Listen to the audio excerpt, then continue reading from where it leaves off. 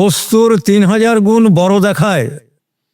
এমনতর জেসিসওয়ালা microscope দিয়ে মানুষ যা দেখে, আমি খালি চোখে তা দেখি। এটুক বলেই ক্ষান্ত হলেন না, বললেন যে এই দেখার ক্ষমতা, দ্রষ্টা পুরুষের এই যে ক্ষমতা, এটা প্রত্যেক মানুষের মধ্যেই আছে।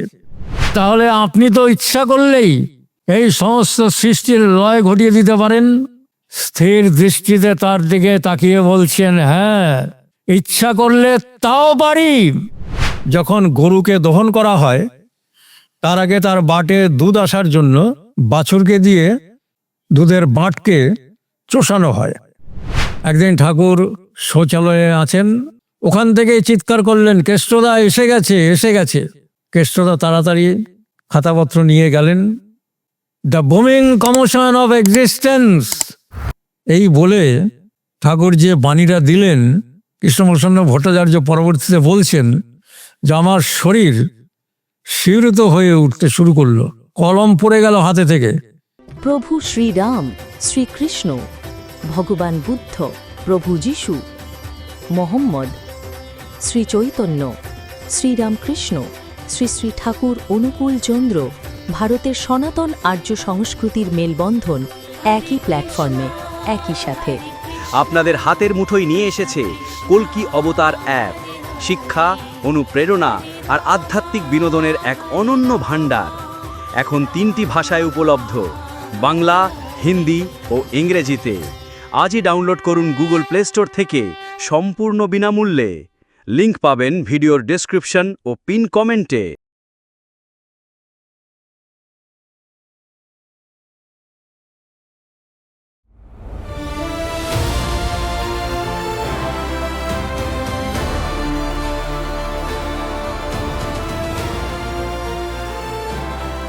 যুগে যুগে পরমাত্মা বা পরম কারণ, মহাচেতন সত্তা, সুপ্রিম ইন্টেলিজেন্স, সুপ্রিম কজ, সৎ চিদানন্দ, পরমাত্মা, পরম ব্রহ্ম, যে নামই দেওয়া যাক না কেন, সেই সর্বব্যাপী মহাচেতন সত্তা এই ধরাধামে যুগের প্রয়োজনে বিশেষ নরদেহকে আশ্রয় করে পূর্ণ চেতন সত্তা নিয়ে পুরুষোত্তমগণ, অবতার পুরুষগণ যখন আসেন, জগতের বুকে সমকালীন মানব সভ্যতাকে, তাদের অন্ধত্ব দূর করে তাদের চেতনার জাগরণ ঘটানোর জন্যে যুগোপযোগী মানবীয় বিধান তারা দেন ব্যক্তি, দম্পতি, গৃহ, সমাজ এবং রাষ্ট্রের সার্বিক মঙ্গল এবং বিবর্তনের জন্য।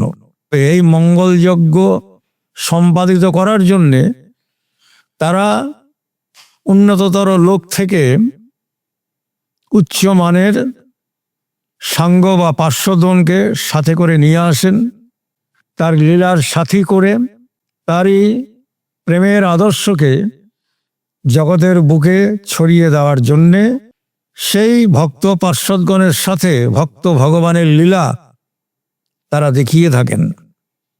যুগপুরুষোত্তম অনুকূল চন্দ্রের দরবারে তিনি আমন্তর ভক্ত পার্শ্বদ তিনি নিয়ে এসেছিলেন সাথে অগুন্তি। যার যার বৈশিষ্ট্য এবং সংস্কার অনুযায়ী তাদেরকে দিয়ে তাদের সাথে, সকলের সাথে এক বিচিত্র লীলার সমাহারে দিগ্ভ্রান্ত উদ্ভ্রান্ত মানুষকে একটা জীবন্ত দিগদর্শন তারা দেখিয়ে গেছেন। আজকে তারই একজন বিশিষ্ট লীলা পার্ষদ, পরম জ্ঞান এবং ভক্তি এবং প্রেমের সংমিশ্রণ যার কাছে ঘটেছিল, ঋত্বিকাচার্য কৃষ্ণপ্রসন্ন ভট্টাচার্য, তার সাথে পুরুষোত্তমের যে ভাগবত লীলা, দৈবী লীলা আমাদের সকলের কাছে, সাধারণ মানুষের কাছে শিক্ষণীয়, অনুসরণীয়, সেই প্রসঙ্গে যৎকিঞ্চিৎ নিবেদন করার প্রয়াস করছি।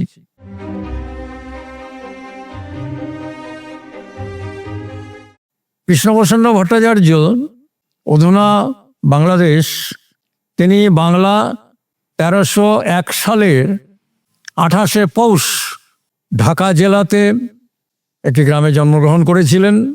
একটি বিখ্যাত পণ্ডিত বংশে। তার পিতৃদেব ছিলেন সেই আমলের সংস্কৃত কলেজের অধ্যক্ষ কালীপ্রসন্ন বিদ্যারত্ন।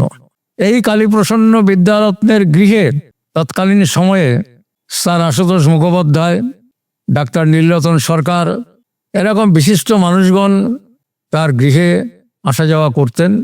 এই কৃষ্ণপ্রসন্ন ভট্টাচার্যের খুব অল্প বয়সেই মাতৃবিয়োগ হয়ে যাওয়ার জন্যে তিনি একটু উন্নাসিক এবং নাস্তিক প্রকৃতির ছিলেন। এই কালীপ্রসন্ন বিদ্যারত্ন কৃষ্ণপ্রসন্ন ভট্টাচার্যের বন্ধুদেরকে, চেনা জানা পরিচিত জনকে বলতেন, তোরা দেখিস এই কেষ্টই একদিন বিশাল আস্তিক হয়ে উঠবে। সত্যি সত্যি কিন্তু তার পিতৃদেবের ভবিষ্যৎবাণী সফল হয়েছিল। ছোটবেলা থেকেই তিনি নানা রকম জন উন্নয়নমূলক কাজে এবং জনসেবা কর্মে নিযুক্ত রাখতেন নিজেকে। তার সাঙ্গপাঙ্গদের মধ্যে তিনি ছিলেন মধ্যমণি, প্রখর ধী সম্পন্ন। ছোটবেলা থেকেই তার কৌতূহল এবং অনুসন্ধিৎসু মন সবসময় যেন কারণমুখী। সবকিছুর কারণ তিনি অনুভব করতে চান, বুঝতে চান, সাধারণের থেকে একটু স্বতন্ত্র। পড়াশোনায় অত্যন্ত মেধাবী ছিলেন, তীক্ষ্ণ মেধাবী। তিনি যখন মাস্টার ডিগ্রি পরীক্ষা দেবেন তার বেশ কিছুদিন আগে বন্ধু বান্ধবদের নিয়ে একটি বিয়ে বাড়িতে নিমন্ত্রণ রক্ষা করতে গিয়েছেন। যথারীতি নিমন্ত্রণ রক্ষা করে ফেরার পর তার পিতৃদেব কালীপ্রসন্ন বিদ্যারত্ন মহাশয় খুব প্রধান্বিত হয়ে তাকে খুব ধমকালেন। বলতে, তোর সামনে পরীক্ষা আর তুই এখন বন্ধু বান্ধব নিয়ে নিমন্ত্রণ বাড়ি আমোদ প্রমোদ করে বেড়াচ্ছিস। খুব বকাঝকা করলেন। কৃষ্ণপ্রসন্ন ভট্টাচার্য তার যে জ্যেষ্ঠ দিদি ছিলেন, যাকে তিনি দিদিমণি বলে ডাকতেন, মাতৃস্নেহে তার এই দুরন্ত ভাইটিকে তিনি লালন পালন করতেন। দিদিরা একটু কাগজ লিখে দিলেন। কাগজ লিখে দিয়ে বললেন যে, দিদিমণি তুই এখন এটা দেখবি না, আমি যখন বলবো তখন এটা খুলে দেখবি। দিদিমণি সে কাগজটি যত্ন করে তুলে রেখে দিলেন। তখন মাস্টার ডিগ্রি পরীক্ষার মাত্র 2.5 মাস বাকি। তিনি দেখলেন এই পরীক্ষাতে যদি আমার সর্বোচ্চ স্থান গ্রহণ করতে হয় তাহলে হাতে যা সময় আছে, ডেইলি যদি প্রত্যেক দিন যদি 22 ঘন্টা করে স্টাডি করা যায় তাহলে পরে এই সর্বোচ্চ স্থানটি প্রাপ্ত হওয়া যেতে পারে। শুরু হলো কঠোর তপস্যা, সেই বিদ্যা অর্জনের সর্বোচ্চ সাফল্য প্রাপ্তির কঠিন তপস্যা। 22 ঘন্টা অধ্যয়ন করে তিনি যখন এই মাস্টার ডিগ্রি ফিজিক্সে ক্যালকাটা ইউনিভার্সিটি থেকে তিনি ফার্স্ট এবং গোল্ড মেডেল পেলেন। এইবার তিনি দিদিমণিকে বললেন, দিদিমণি কাগজটা খুলে দেখ। সেখানে তিনি আগেই লিখে রেখেছিলেন যে এই মাস্টার ডিগ্রির পরীক্ষায় আমি সর্বোচ্চ স্থান দখল করব এবং পদক প্রাপ্ত হব। এই যে একটা লক্ষ্যে স্থির থাকা এবং সেই লক্ষ্যকে কঠিন তপস্যার মাধ্যমে তার সিদ্ধি অর্জন করা, এটাই পরবর্তীকালে তাকে ঋত্বিকাচার্য কৃষ্ণপ্রসন্ন ভট্টাচার্যতে রূপান্তরিত করেছিল।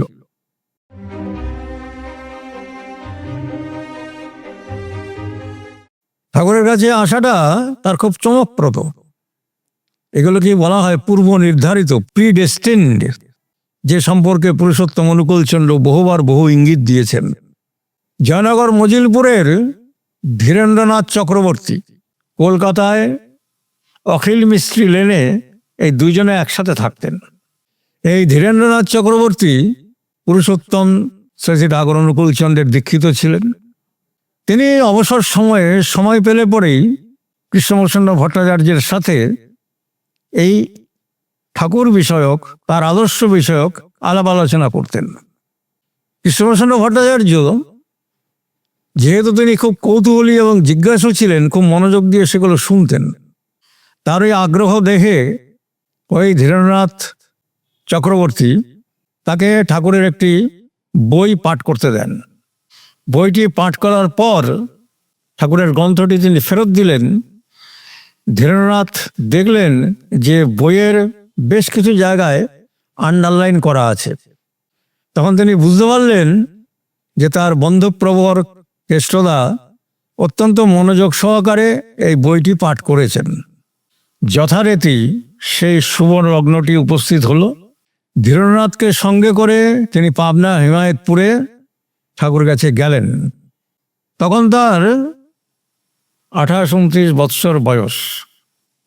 এর মধ্যে স্যার আশুতোষ মুখোপাধ্যায়ের নির্দেশে তিনি মাস্টার ডিগ্রি করার পর কি করবেন, কিভাবে গবেষণা করবেন, তার সেই স্যারের নির্দেশে, স্যার আশুতোষ মুখোপাধ্যায়ের নির্দেশে তিনি তখন চন্দ্রশেখর ভেঙ্কট রমন, যিনি নোবেল লরিয়েট হয়েছিলেন, তার কাছে যেয়ে গবেষণা করতে বললেন।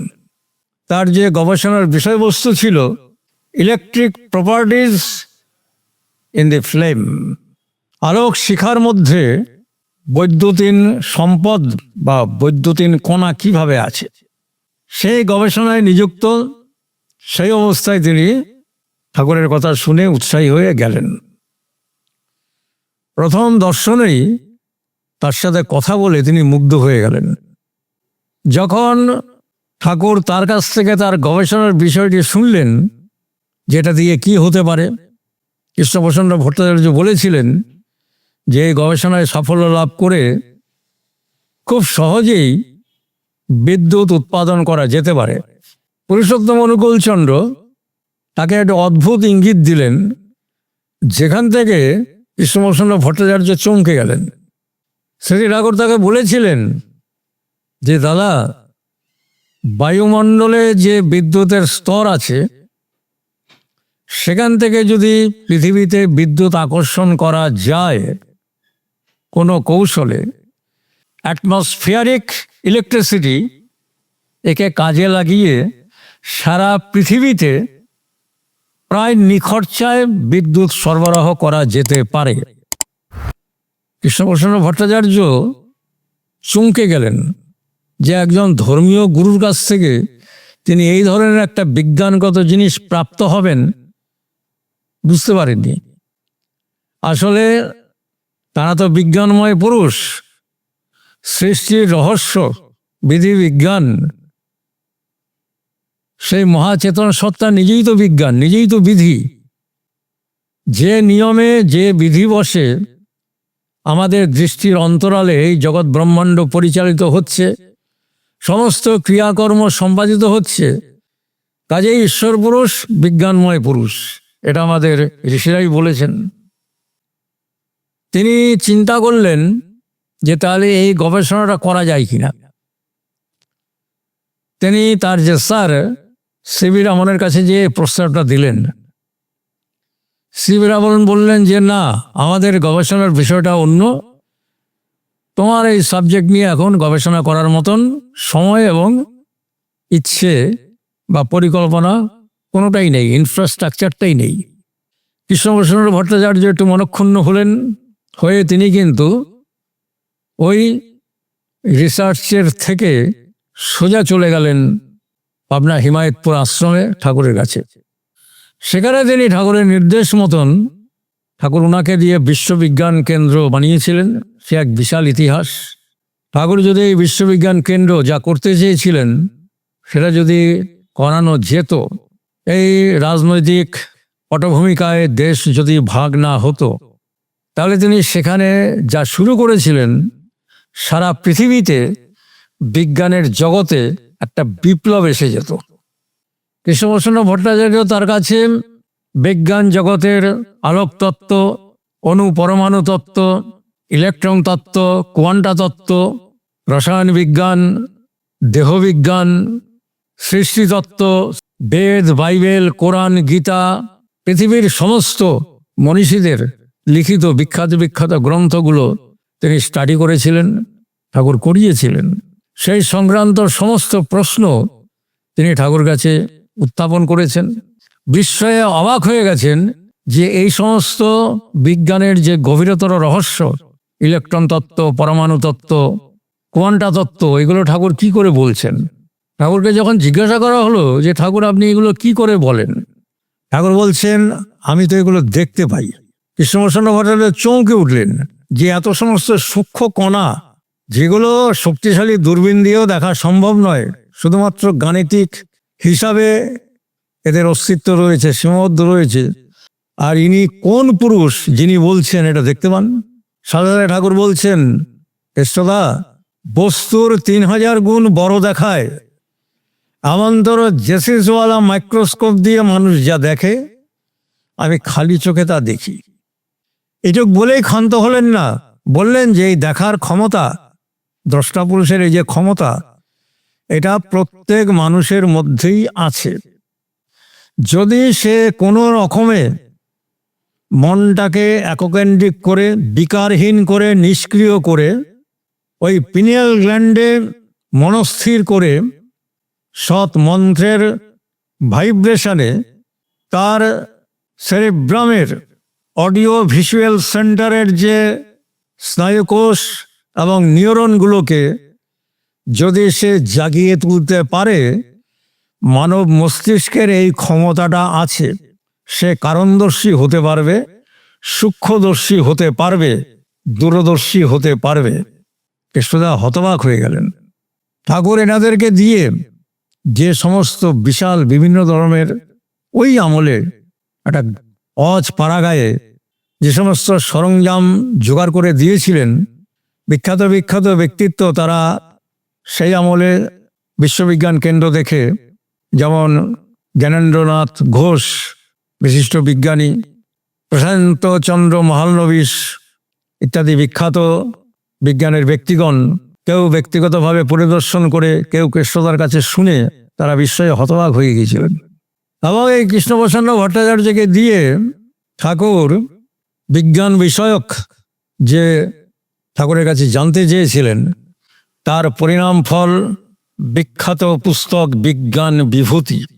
এই বিজ্ঞান বিভূতিতে পুরুষোত্তম অনুকূলচন্দ্র বিশ্ব ব্রহ্মাণ্ডের সমস্ত রহস্যের যে বিজ্ঞানগত সমাধান এবং গবেষণার সূত্র দিয়ে গেছেন, ভবিষ্যৎ পৃথিবী সেটা একদিন নিশ্চয়ই গবেষণার মাধ্যমে সফল করবে, উদ্ভাসিত হবে। ঠাকুর তাকে অকাল মৃত্যু জয় করার সূত্র বলে দিয়ে গেছেন, সেগুলো লিপিবদ্ধ করা আছে।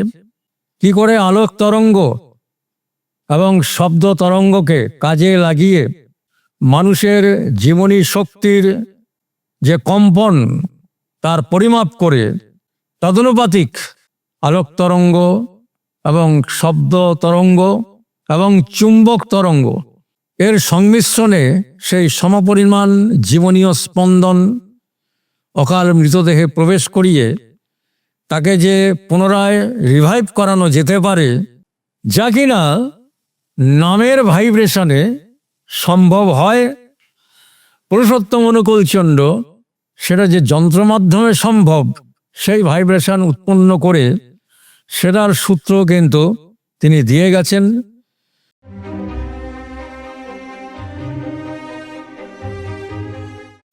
এই কৃষ্ণপ্রসন্ন ভট্টাচার্য ঠাকুরের আদর্শকে যখন বুঝে গেলেন যে তিনি যে বিবর্তনী সূত্রটা দিয়েছেন, এটা জীব জগতের পার্থিব সভ্যতার একটা বিশাল বিবর্তন করে দিতে পারে, জাতি ধর্ম বর্ণ নির্বিশেষে সমগ্র মানব সভ্যতার জন্যে, তিনি কিন্তু সেই কার্যে নিজেকে নিয়োজিত করলেন। তার জন্য তাকে যথেষ্ট পরিশ্রম করতে হয়েছে। বিশ্বের বড় বড় মনীষীদের বিজ্ঞান সাহিত্য দর্শন, প্রাচীন সাহিত্য দর্শন সমস্ত কিছু তিনি অধ্যয়ন করে বুঝতে পারলেন যে ঠাকুর যে বিধিবিজ্ঞান বলছেন সেটা এত সূক্ষ্ম স্তরের, এত উচ্চ স্তরের, যা কিনা একটা বিস্ময়কর মানব সভ্যতার জন্যে।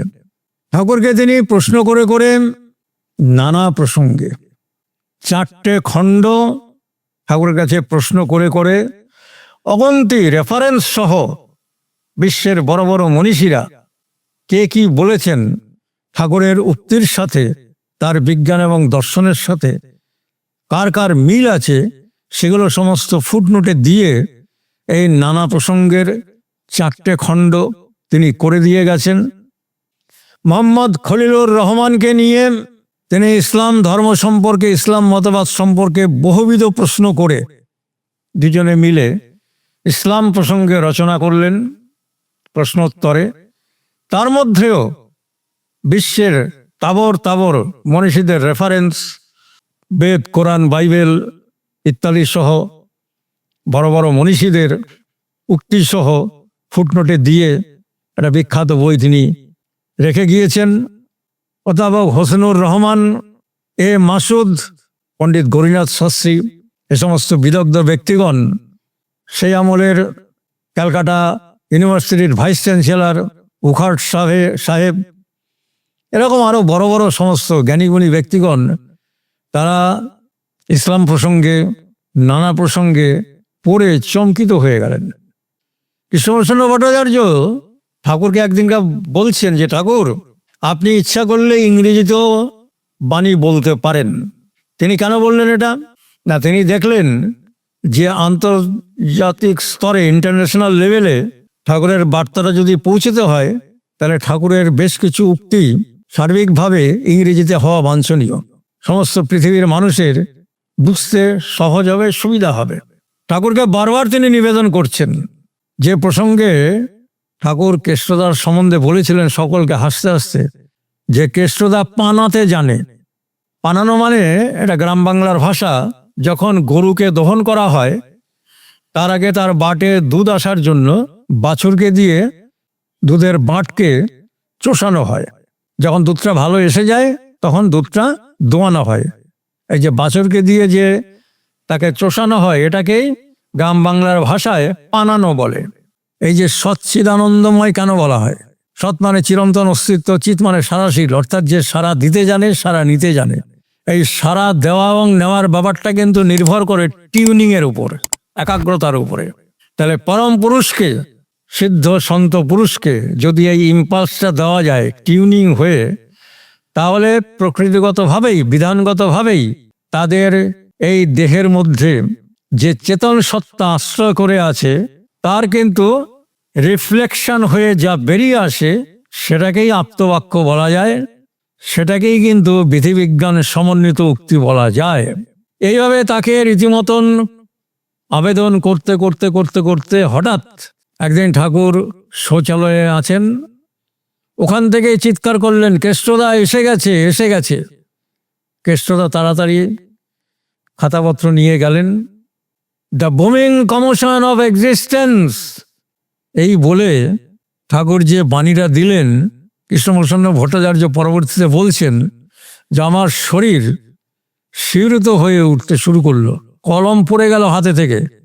তার ওই বাচন ভঙ্গির গম্ভীরতা এবং তার সেই যে উদ্দীপনাময় শব্দ ব্যঞ্জনা, তার সমস্ত শরীর শিহরিত করে দিল। মোট 2467টি এরকমই তিনি ইংরেজিতে প্রায় সব বিষয়ের ওপর তিনি কিন্তু এই তার অমীয় দিক নির্দেশ দিলেন। পরবর্তীকালে সেটাই মেসেজ, দ্য মেসেজ এই নামে 9টি খণ্ডে প্রকাশিত হয়েছে। ম্যাগনা ডিক্টা এই নামেও প্রকাশিত হয়েছে। কৃষ্ণপ্রসন্ন ভট্টাচার্য ঠাকুরের কাছ থেকে যে সম্পদ তাকে দুইয়ে, ইম্পালস দিয়ে আহরণ করলেন জগতের কল্যাণের জন্য, এটা যেদিন ঠিক ঠিকভাবে মানুষ অনুধাবন করতে পারবে, সমগ্র মানব সভ্যতা বিস্ময়ে হতবাক হয়ে যাবে। এই বিজ্ঞান বিভূতি, নানা প্রসঙ্গে, ইসলাম প্রসঙ্গে, মেসেজ ইত্যাদি আরো গ্রন্থ তিনি করে গেছেন। এই মানুষটি ইচ্ছা করলে পরে তার যে সমস্ত ডিগ্রি ছিল, তিনি যে অর্থবিত্তে সেই আমলেই কোটি কোটি টাকার মালিক হতে পারতেন। কবি বলে গেছেন না, যে ধনে হইয়া ধনী, মনিরে মানে না মনি, মাগি আমি খানিক তাহার চরণ। তো তিনি সেই অর্থবিত্তের বদলে পুরুষোত্তম অনুকূল চন্দ্রের কাছে পরমার্থের সন্ধান পেয়েছিলেন। পরম অর্থ, যার প্রাপ্তিতে মানুষের জীবনের সমস্ত অপ্রাপ্তি কানায় কানায় পূর্ণ হয়ে যায়। এটা সহজলভ্য নয় এবং অনায়াসলব্ধও নয়। তার জন্য ত্যাগ, তিতিক্ষা, প্রেম, ভক্তি, ভালোবাসার একটা একত্রিত সমন্বয় লাগে। আমরা দেখতে পাই এই কৃষ্ণপ্রসন্ন ভট্টাচার্য সব দিক থেকে তার এত অনুসন্ধিৎসা ছিল যে তিনি বৃদ্ধ বয়সে দেওঘরে এসে ঠাকুরের নির্দেশে পাণিনির ব্যাকরণ তিনি শিখেছিলেন। বিজ্ঞানের সবগুলো শাখা তো তার নখদর্পণে ছিলই। বেদ, বাইবেল, কোরআন, ইতিহাস এগুলো বলা হয়েছে। বিশ্বের মনীষীদের এমন কোনো বৃহৎ গ্রন্থাদি নেই যা তিনি স্টাডি করেছিলেন। চিকিৎসাবিদ্যা, সঙ্গীতশাস্ত্র, অ্যাস্ট্রোলজি সবটাই তিনি জানতেন। একদম আকর যাকে বলা চলে, সর্বজ্ঞানের আকর। মানুষ যখন তার কাছে যেত, তার সাথে আলোচনা করে বিদগ্ধ পণ্ডিত ব্যক্তিরা বিস্ময়ে হতবাক হয়ে যেত। তারা তার জ্ঞান এবং প্রজ্ঞার তল খুঁজে পেত না।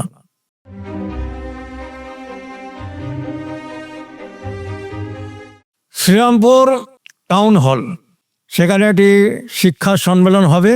বিষয় হচ্ছে শিক্ষা এবং শিক্ষা ব্যবস্থা। সেই হলে সেই সময়কার সময়ে সমস্ত দিগ্গজ শিক্ষক, অধ্যাপক এবং ছাত্রবৃন্দ এসে উপস্থিত হয়েছে। কৃষ্ণপ্রসন্ন ভট্টাচার্য সেখানে গেছেন। সবাই তার ওই রূপ দেখে এটা হাসাহাসি করছে, বলে কোথাকার টিকিদারি টুলো পণ্ডিত নিয়ে আসা হয়েছে, আমাদের মতন আধুনিক শিক্ষায় শিক্ষিত লোকেদেরকে ইনি আর কি বলবেন। কৃষ্ণপ্রসন্ন ভট্টাচার্য মুহূর্তের মধ্যে কিন্তু পরিবেশ পরিস্থিতিটা বুঝে নিলেন। এই তার অনুমান ক্ষমতাটা ছোটবেলা থেকেই ছিল। ওই যে বলা হয়েছিল যে তিনি খুব গভীর অনুসন্ধিৎসু ছিলেন, তার একাগ্রতার শক্তি অত্যন্ত প্রবল ছিল। তিনি মনকে একটা পিন পয়েন্ট কনসেন্ট্রেশন করে মনকে প্যাসিভ অর্থাৎ নিষ্ক্রিয় করতে জানতেন। মনকে যদি এইভাবে ডিপ কনসেন্ট্রেশনের মাধ্যমে প্যাসিভ বা নিষ্ক্রিয় করে তোলা যায়, বিক্ষেপবিহীন, তাহলে তার ওই জুরিসডিকশনের মধ্যে, তার ওই রেডিয়েশনের মধ্যে যে সমস্ত মানুষ থাকবে, তাদের যে চিন্তা তরঙ্গ, ভাব তরঙ্গ, তার ওই নিস্তরঙ্গ মন এবং মস্তিষ্কে প্রতিফলিত হয়ে সে কিন্তু তা বুঝতে পারবে। কৃষ্ণপ্রসন্ন ভট্টাচার্যের এই অদ্ভুত ক্ষমতাটা ছিল, যার ফলে তার চেনা জানা বহু মানুষটাকে এড়িয়ে যেত, যা কখন তার মুখ থেকে কি বেরিয়ে পড়বে। পরবর্তীকালে ঠাকুর এটা তাকে করতে নিষেধ করেন। কৃষ্ণপ্রসন্ন ভট্টাচার্য যখন সাধন জগতে অনেক দূর এগিয়ে গেলেন, তিনি একাধারে বিজ্ঞানী এবং ঋষি বিজ্ঞানী বলা যায়। তখন ঠাকুর আবার তাকে বলেছিলেন যে এইবার আপনি শুরু করতে পারেন। কৃষ্ণপ্রসন্ন ভট্টাচার্য তখন সাধন জগতের এত উচ্চস্তরে অবস্থান করছেন, তিনি দেখলেন যে এটার আর আলাদা করে কোনো প্রয়োজন নেই, তাতে ওতেই আবদ্ধ হয়ে থাকতে হবে। এইবার সেই শ্রীরামপুর টাউন হলে সর্বশেষে তাকে আহ্বান করা হলো। তিনি ততক্ষণে তো বুঝে গেছেন কিভাবে বলতে হবে। তিনি দেখলেন এদের ভেতরে যে তথাকথিত একটা শিক্ষার অহংকার, সেই জায়গাটাতেই আগে আঘাত হানতে হবে।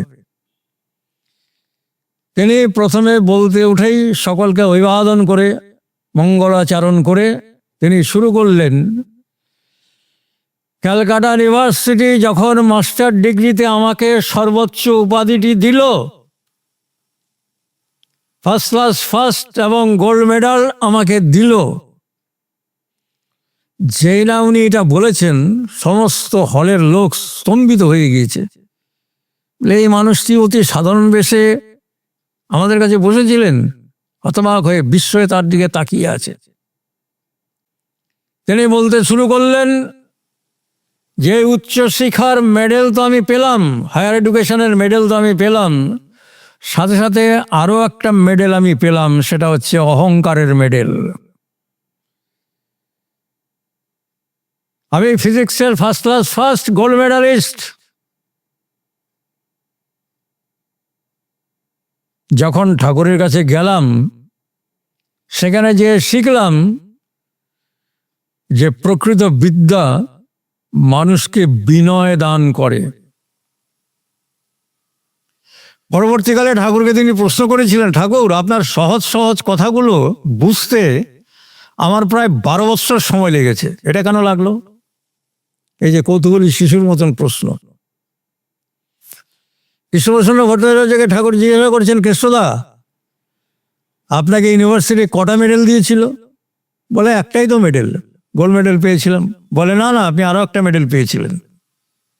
কৃষ্ণদা বুঝতে পারছেন না। তখন ঠাকুর বললেন যে ওই গোল্ড মেডেলের সাথে আপনি আরো একটা মেডেল পেয়েছিলেন, অহংকারের মেডেল। সেই অহংকারের মেডেলটা খসে যেতে 12 বছর সময় লাগলো, তারপরে আপনি সমস্ত কিছু পরিষ্কার বুঝতে পারলেন। তিনি তখন সেই সম্মেলনে বলছেন যে আমাদের ভারতীয় শিক্ষা ব্যবস্থা হচ্ছে ব্রহ্মজ্ঞ পুরুষ কেন্দ্রিক। শিক্ষার মূলে একজন সর্বজ্ঞ জীবন্ত আদর্শ থাকতে হবে। শুধু তাই নয়, সেই আদর্শের প্রতি অনুরাগ থাকতে হবে। তাকে কেন্দ্র করে জাগতিক বিদ্যার যা কিছু আছে এবং পরমার্থিক বিদ্যা যা কিছু আছে সবটারই অধিকারী হতে হবে। মূল কথা হলো যে মানুষের যে ইনস্টিংক্ট, তার যে সহজাত সংস্কার বা বৈশিষ্ট্য, তার যে প্রবণতা, এই প্রবণতা সবার সমান নয়। এই বৈশিষ্ট্য মাফিক তার যে জন্মগত ট্যালেন্ট বা প্রতিভা, সংস্কার বা বৈশিষ্ট্য, সেইটাকে আবিষ্কার করে সেই অনুযায়ী যদি তাকে প্রকৃত শিক্ষা দেওয়া যায়, তাহলেই সে প্রকৃত শিক্ষিত বা এডুকেটেড হতে পারবে। সেটা চরিত্রকে রঞ্জিত করবে। সে শিক্ষার যে মূল তাৎপর্য, বিবর্তিত চেতনার অধিকারী সে হতে পারবে। জাগতিক এবং পরমার্থিক বিদ্যা সমেত সবকিছু মিলিয়ে উদাহরণ সহযোগে তিনি যখন বললেন, সমস্ত হলের শ্রোতৃবৃন্দ স্তম্ভিত হয়ে গেল। তারা যেন শিক্ষা জগতের একটা নতুন দিশা পেয়ে গেল। আরেকটি ঘটনা এখানে উল্লেখ করা যেতে পারে, অসংখ্য ঘটনা তবলীলা বাখানো না যায়। টাটানগরের মিলনী হল, টাটানগর জামশেদপুর, সেখানে তাকে আমন্ত্রণ করে নিয়ে যাওয়া হয়েছে, তাকে সভাপতি করা হয়েছে। টাটা কোম্পানির তৎকালীন যিনি ওয়ার্কস ম্যানেজার, তিনি সেখানে উপস্থিত আছেন প্রধান অতিথি হিসাবে, এবং তার অনুগত, যেহেতু ওয়ার্কস ম্যানেজার উপস্থিত আছেন, কাজেই তার মনোরঞ্জনের জন্য তার অধীনস্থ সাবঅর্ডিনেট যত স্টাফ সব ঝেঁটিয়ে এসেছে। যথাসময়ে ঋত্বিকাচার্য কৃষ্ণপ্রসন্ন ভট্টাচার্যের পালা আসলো।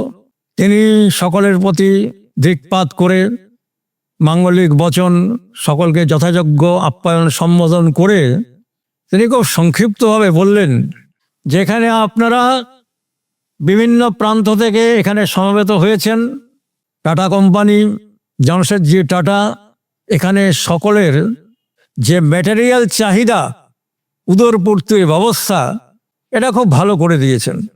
কিন্তু আমি একটা জায়গা জানি, পাবনা হেমায়তপুর, যার কথা আমি এখানে বলতে এসেছি, সেই যুগপুরুষোত্তম অনুকূলচন্দ্রের কাছে শুধুমাত্র জাগতিক ক্ষুধা নিয়ে মানুষ গেছে তা নয়, তার যে আত্মিক ক্ষুধা, জীবনের অমৃত ক্ষুধা, সকল অপ্রাপ্তির প্রাপ্তির যে ক্ষুধা, সেখানে তারা গেছে এবং সেইটা পেয়ে তারা কিন্তু তৃপ্ত হয়েছে। এখানে জামশেদজি টাটা আমাদের জাগতিক পরিপূরণের ব্যবস্থা খুব ভালো করেছেন, সকলের স্বাচ্ছন্দ্যের ব্যবস্থা করেছেন, উদরপূর্তির ভালো ব্যবস্থা করেছেন। কিন্তু শুধুমাত্র এই ম্যাটেরিয়ালিস্টিক চাহিদা পরিপূরণটাই জীবনের সব নয়।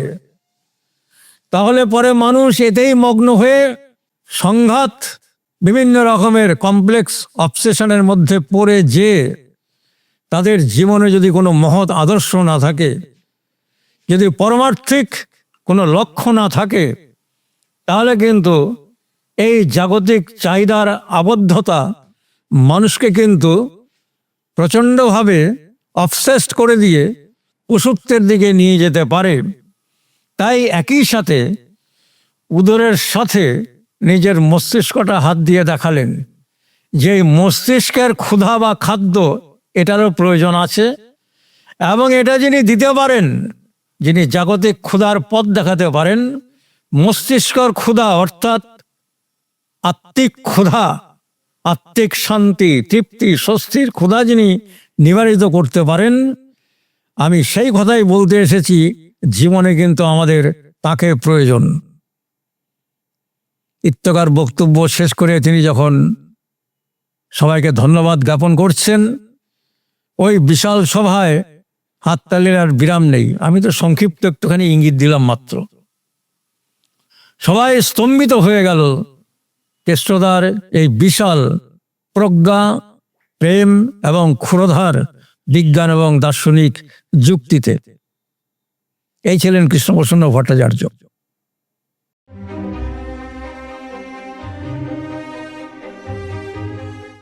ঠাকুর তাকে নিজের মনোমতো করে তৈরি করেছিলেন। একবার জার্মান ভাষায় একটি ধর্মগ্রন্থ ঠাকুর তাকে বললেন যে কেষ্টদা, এটা 16 দিনের মধ্যে আমাকে ভালো করে অনুবাদ করে আমাকে আপনি বোঝাবেন। কৃষ্ণপ্রসন্ন ভট্টাচার্য কলকাতা থেকে German to English, English to German dictionary আনালেন।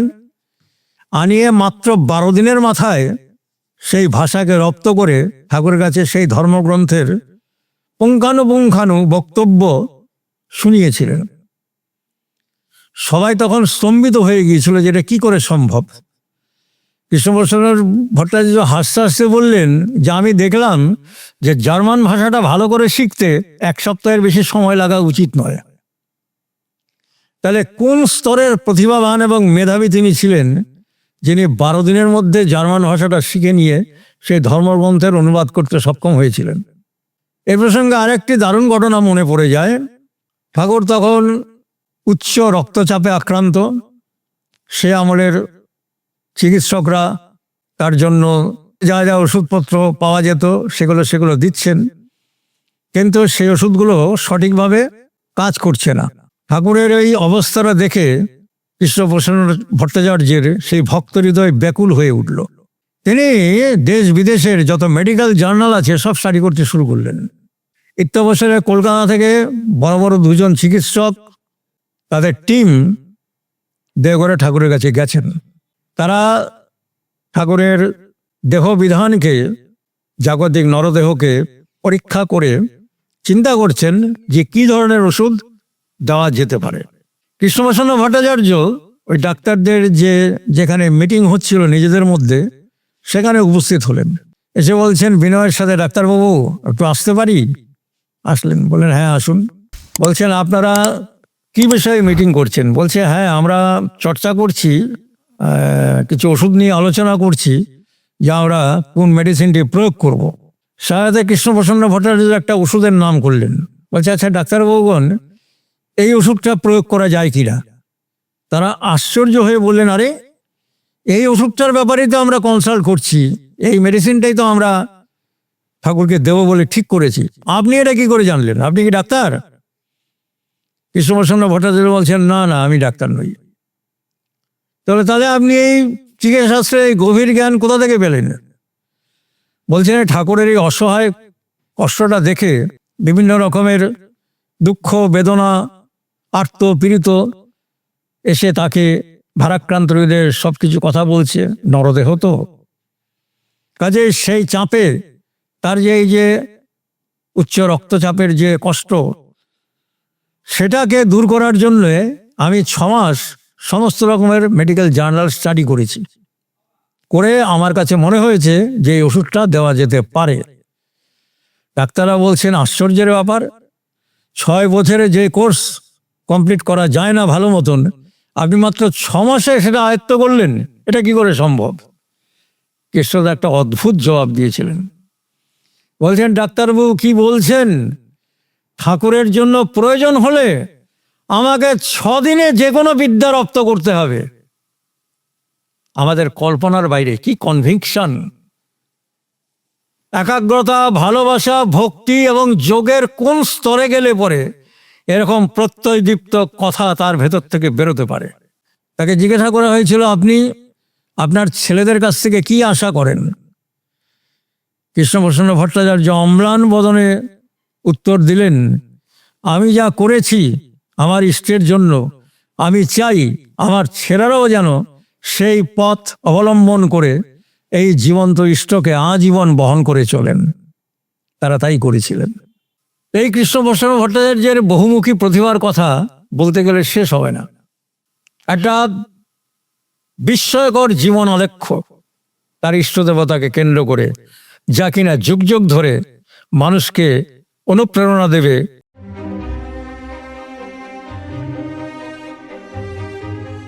এগিয়ে চলার জন্য। কৃষ্ণপ্রসন্ন ভট্টাচার্য তাকে আরো গভীরভাবে বুঝেছিলেন যখন তার 29-30 বৎসর বয়স। সেই সময় তার পিতার কঠিন অসুখ, তিনি শেষ শয্যায় আসীন। হঠাৎ ঠাকুর তাকে বললেন, কৃষ্ণদা আপনি বাড়ি যান, বাড়ি যেয়ে আপনি উপযুক্ত ব্যবস্থা করে আপনি আমার কাছে আবার চলে আসবেন। কৃষ্ণপ্রসন্ন ভট্টাচার্য বুঝলেন যে এর পেছনে একটা কোনো ইঙ্গিত আছে। বাড়িতে যাবেন, যে পিতার জন্য যা যা করণীয় কর্তব্য যথোপযুক্ত ব্যবস্থা করে ভাইদের উপর দায়িত্ব দিয়ে আপনি চলে আসবেন, আমার কাছে চলে আসবেন। গুরুভক্ত ইষ্টনিষ্ঠ কৃষ্ণপ্রসন্ন ভট্টাচার্য বিজ্ঞানের লোক বুঝতে পেরেছিলেন যেটার পেছনে এমন কিছু বিজ্ঞান আছে যেটা আমি জানি না বা দেখতে পাচ্ছি না। আসার পর সেটা বুঝলেন। চলে যখন আসছেন, তার সকল আত্মীয় পরিজনরা তাকে খুব অনুযোগ করলো, এরকম একটা সময়ে চলে যাচ্ছে। কিন্তু তিনি যে কেন চলে যাচ্ছেন, কি ব্যাপার, সেটা তারা বুঝতে পারেনি। পরবর্তীতে বুঝতে পারল। ওখানে যাওয়ার কিছুদিন বাদে সেই আমলে টাইফয়েড, কলেরা এগুলো ছিল কালান্তক ব্যাধি, এবং স্মল পক্স।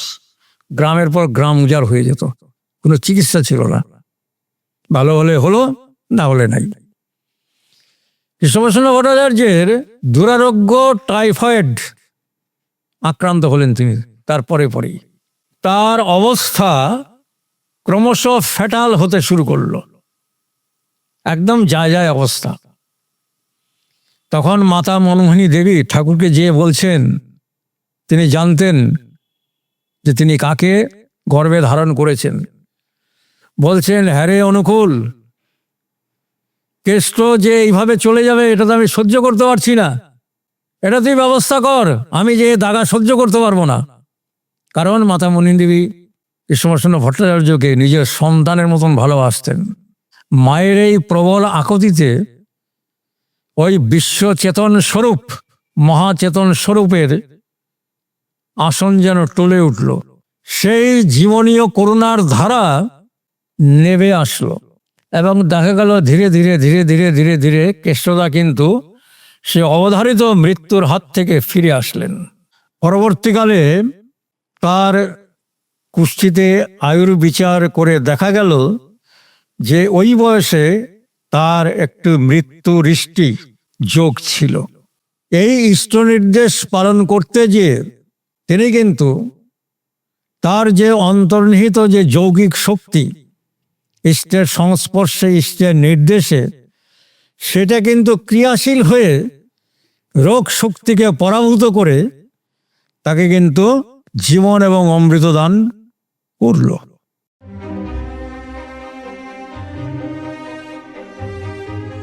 বাংলা 1345 সালে পুরুষোত্তম অনুকূলচন্দ্র প্রথম ঋত্বিক সংঘ স্থাপন করেন। 6 জন ঋত্বিক, অর্ধ শতাধিক প্রতিঋত্বিক এবং শতাধিক স্বপ্রতিঋত্বিক নিয়ে এই প্রথম পুরুষোত্তম অনুকূলচন্দ্রের ঋত্বিক সংঘ এবং সৎসঙ্গ আন্দোলন শুরু হয়।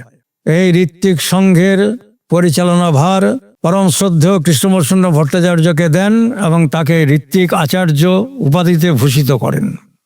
1346 সালে ঋত্বিক বই বা ঋত্বিক পুস্তক, অর্থাৎ দীক্ষার যে বিধি, সৎমন্ত্র গ্রহণের যে বিধি নিয়মাবলী, সেটা প্রকাশিত হয়। কৃষ্ণপ্রসন্ন ভট্টাচার্যের উপরে ঠাকুর দায়িত্ব দিয়েছিলেন প্রতিটি কর্মীকে যথোপযুক্তভাবে ক্লাস নিয়ে তৈরি করার জন্য। তিনি তার নিষ্ঠা সহকারে পালন করেছিলেন। সে সময় 4 বছরের একটা সিলেবাস ছিল। কেষ্টদা এই 4 বছর ধরে প্রত্যেক কর্মীকে বিভিন্ন বিষয়ে তাদেরকে উপযুক্ত করে তোলার জন্যে তিনি কিন্তু ট্রেনিং দিতেন।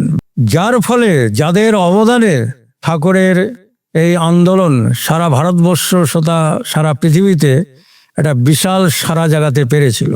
দেশ বিদেশের বহু মানুষ এসেছিলেন। আচার্য সতীশচন্দ্র গোস্বামী, তিনিও নামশুদ্ধ পুরুষ ছিলেন। তারও সাধারণ জগতের অতীন্দ্রিয় অনুভূতি হয়েছিল। তিনি উৎসবের সময় যে সমস্ত প্রণামী পেতেন সেগুলা পোটলা বেঁধে, এই যে শ্রদ্ধা এবং বিনয়ের অপূর্ব নিদর্শন, তিনি এই পরম শ্রদ্ধ কৃষ্ণপ্রসন্ন ভট্টাচার্য, যেহেতু তিনি ঋত্বিক আচার্য, তার কাছে পাঠিয়ে দিতেন তার পুত্র হরি গোসাইকে দিয়ে। বলতেন, যা কৃষ্ণদাকে যে বলবি বাবা এটা পাঠিয়েছেন। হরি গোসাই তিনি সেটাই করতেন। কৃষ্ণপ্রসন্ন ভট্টাচার্য করতেন কি, তাকে দাঁড় করাতেন, বলে তুমি দাঁড়াও। কৃষ্ণপ্রসন্ন ভট্টাচার্য যেগুলো প্রণামী পেতেন সেইটাকে পোটলা করে, এবং যেটা গোসাইদা পাঠাতেন আচার্য সতীশচন্দ্র গোস্বামী, সেটাকে এক জায়গায় করে আবার হরি গোসাইকে দিয়ে বলতেন, যাও এটা আমার তরফ থেকে গোসাইদাকে শ্রদ্ধার অবদান, অর্ঘ্য, তুমি এটা দিও তাকে। এই যে পারস্পরিক একটা শ্রদ্ধা এবং ভক্তির, বিশ্বাসের যে প্রেমের যে একটা যোগসূত্র ইষ্টকে কেন্দ্র করে, এনারা কিন্তু আমাদের কাছে এটা একটা অদ্ভুত দিগদর্শন রেখে দিয়ে গেছেন।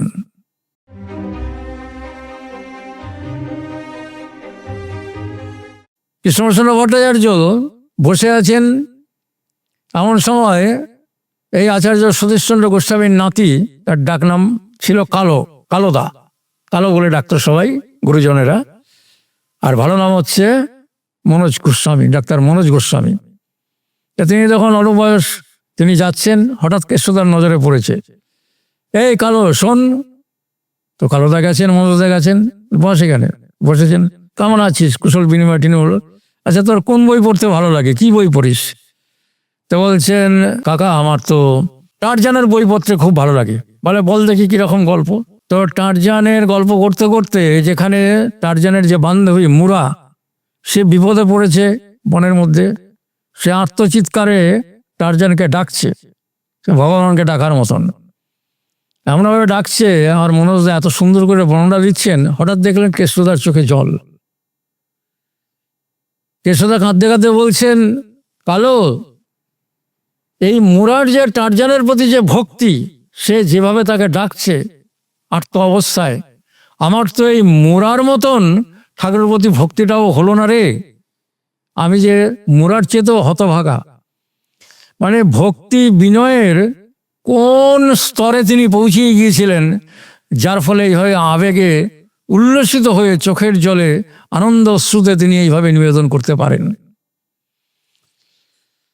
পদ্মার তীরে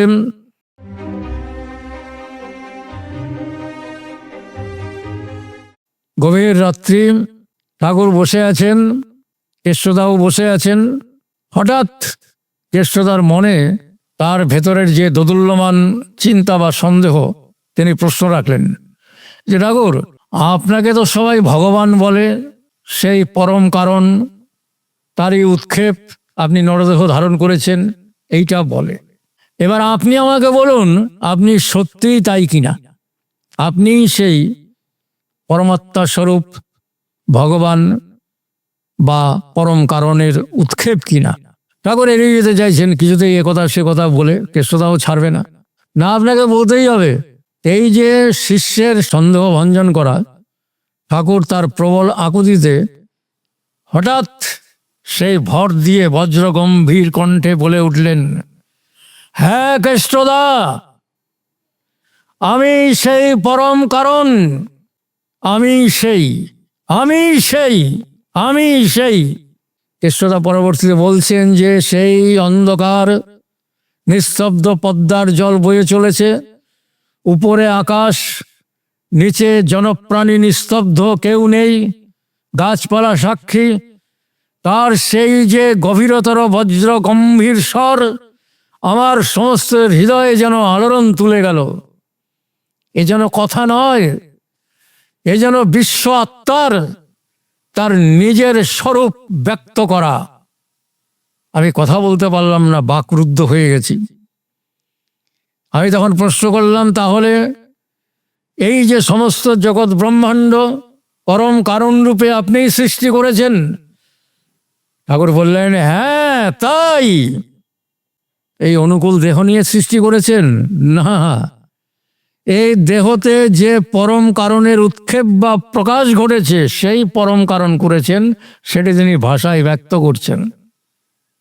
তার ভূত মহেশ্বর রূপ তিনি ব্যাখ্যা করছেন।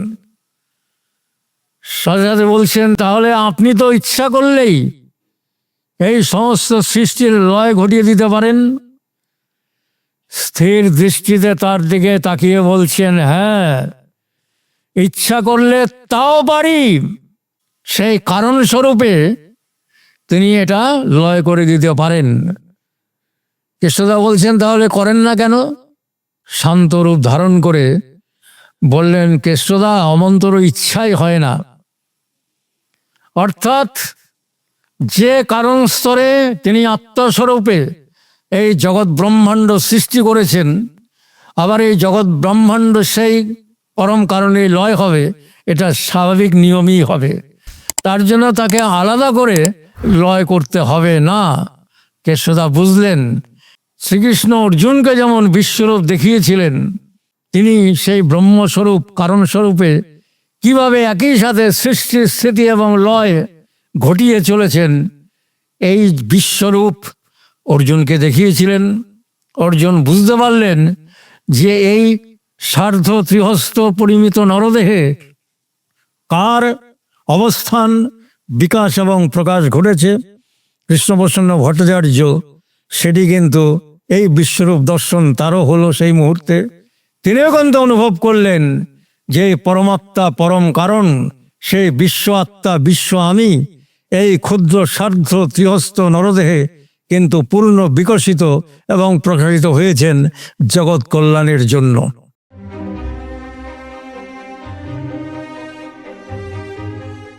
কৃষ্ণপ্রসন্ন ভট্টাচার্য বাংলা 1369 সাল চৈত্র মাস 24 তারিখ তিনি কিন্তু ওই ইষ্টনাম স্মরণ করতে করতে সেই পরম কারণিকের চরম স্তরে তিনি কিন্তু লীন হয়ে গেলেন। এই ঋষি বিজ্ঞানী তাপসের যে স্মরণ সভা হয়েছিল ক্যালকাটা ইউনিভার্সিটি ইনস্টিটিউট হলে, সেখানে তারই সহপাঠী বন্ধুপ্রবর বিশিষ্ট গণিতজ্ঞ দেবব্রত ঘোষ তিনি এসেছিলেন তার স্মৃতিচারণ করতে।